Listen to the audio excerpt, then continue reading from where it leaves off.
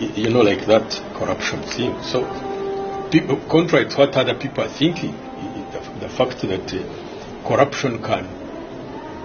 In 1996, when I went to that parliamentary committee, which brought me problems when I was supposed to be court-martialed, and it led to my resignation before again Mr. Museveni conscripted me by force to stay in the military, although really I wasn't doing anything there at the time.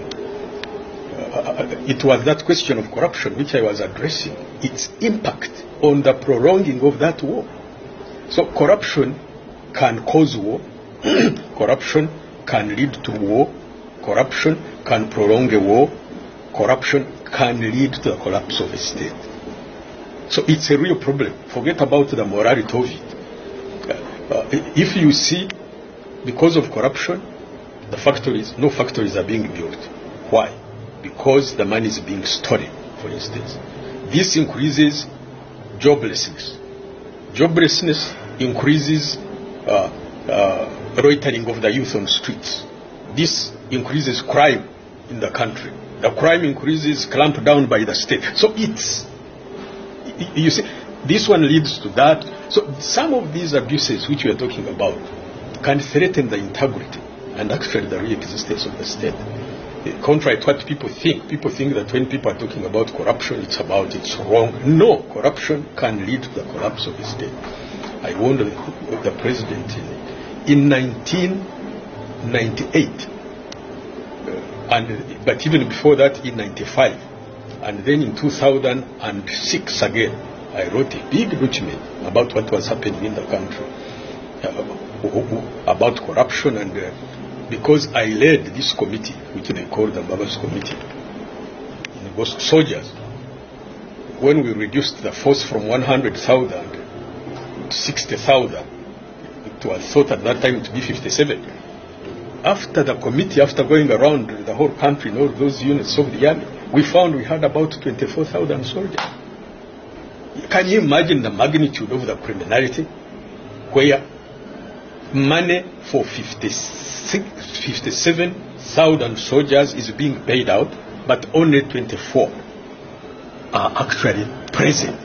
And you know how much this can cause in a country? So you can see some of these, of course, after that investigation, measures were taken, people were dismissed, and others were arrested and charged and so on. But you see, it would have caused that danger.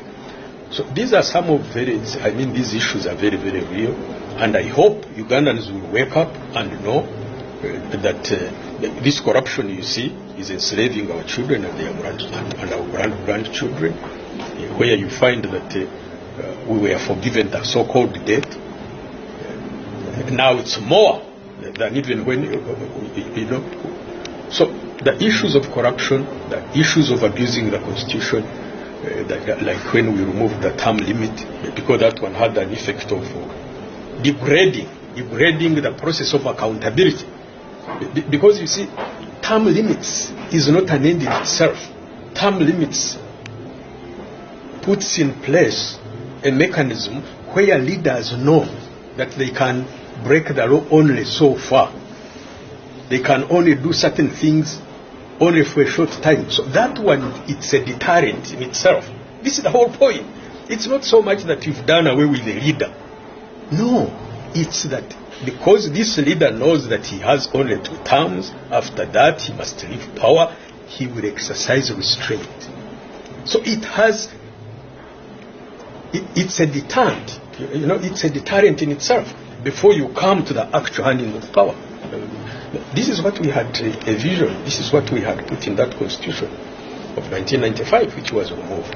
So the corruption is not only in monetary terms, it's not only in the abuse of people's rights, but it is even in fundamental issues of governance, like this business of life presidency.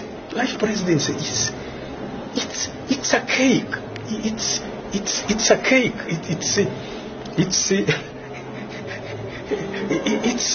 It's of the Roman Empire time. It's backward. It's backward that someone wants to die in the State House and they take his body on a carriage. It's backward, man. So But you can see the whole ethos, the whole setup of the political class in Uganda now. It's been vulgarized, it's been degraded. So I hope Ugandans will start waking up and say enough is enough. And really the leaders also, I think they have a moral duty. If they have something which is still left in them,